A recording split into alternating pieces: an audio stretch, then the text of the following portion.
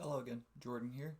Last night I posted lesson 2 which was external triggers, and today I wanted to post lesson 3, which is internal triggers. They really go hand in hand, so I wanted to post them pretty close to each other, so if somebody watched lesson 2, they could go ahead and watch lesson 3 also if they wanted to get an idea of what internal triggers are.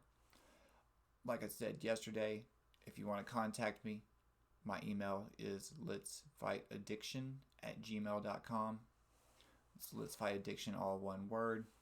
I appreciate the people that have reached out. Anyone that has like a brag about their sobriety, please post it in the open. Other people need to see that this is beatable. This addiction does not kill everyone, and you can get out. It just takes one day at a time. I wanted to read from the list, or from my paper today. Um, Early recovery can be a chaotic time, especially emotionally. Many clients may feel depression, shame, fear, confusion, or self doubt. Although clients may feel that their thoughts and emotions are not under their control during this time, we can help clients understand that how they respond to these internal triggers is under their control. It's the same with the external triggers. You want to figure out that you have control over it. You want to find a way to get control over it. The external triggers I found to be a lot easier to deal with. Like for me, there was a certain donut shop that I always scored my drugs at, and there was a certain area that I always scored my drugs at. So when I decided to get clean, I stopped talking to the people in those areas, and I stopped going to the places, or stopped going to those areas, no matter what. One of the places was my favorite donut shop. They have really good donuts, but I also always score drugs there, so I don't go there anymore. The internal triggers can be a little bit harder to deal with. I wanted to read the list of internal triggers just so everybody can hear it and know what they are. I just have a list of triggers that are internal.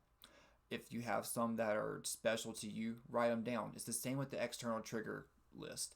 If you have an external trigger that is just yours, write it down. If you have a problem with it, write it down. Write it down. Write it down.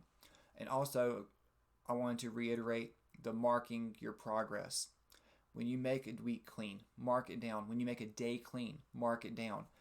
It can be really daunting when you look at a year, 2 years, 5 years. Don't look at it that way. I didn't. I looked at it as today I'm clean, today I'm clean, today I'm clean, and just kept going that way.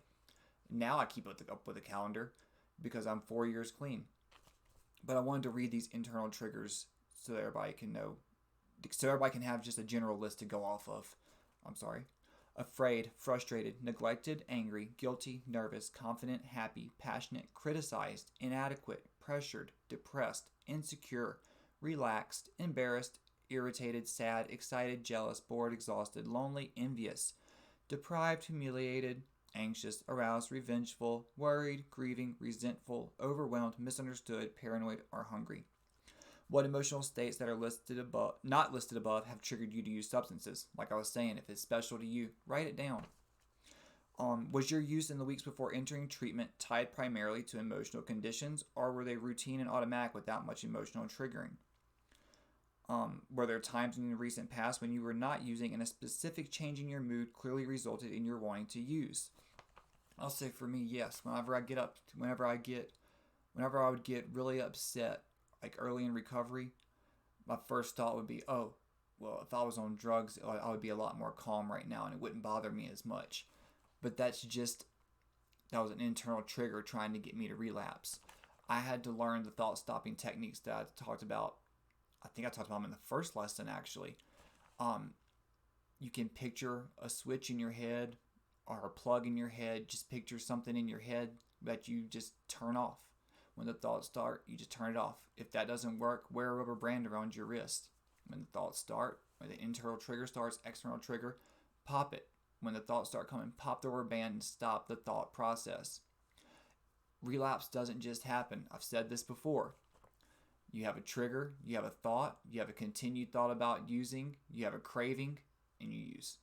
So stop it in early on can keep you from relapsing. For me, early in recovery, I would feel really bad about the people I hurt. I'd feel really guilty about the people I'd hurt, the people I'd done wrong. And the way I got over that was apologizing. Even if the person doesn't forgive you, even if they're still too hurt to forgive you, do it for yourself. Apologize and say, I'm sorry for what I did whenever I was strung out. Is there any way I can make it up to you?